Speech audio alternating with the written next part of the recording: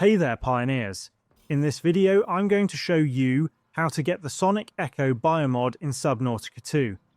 The Sonic Echo Biomod can be pretty helpful when you're exploring areas you're unfamiliar with in the game.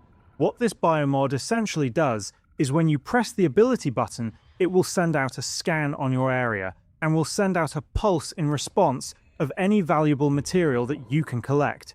For example, if I use it in a small cave, it will detect all the metals inside, including both the smaller ones you can immediately pick up or the bigger nodes that need the sonic resonator. To get this, you're going to need to scan the collector Leviathan.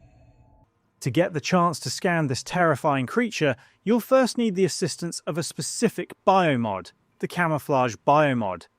You can unlock it by scanning bullet heads inside a cave located directly beneath the alien ruins. If you need more guidance, we've already made a detailed video explaining how to obtain this biomod, so feel free to check that out.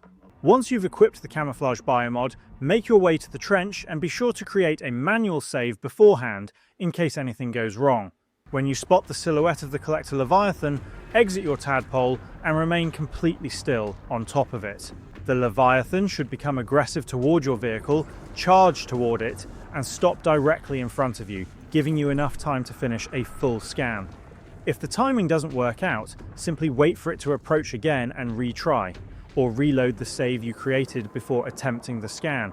And that's everything you need to know about how to get the Sonic Echo Biomod in Subnautica 2.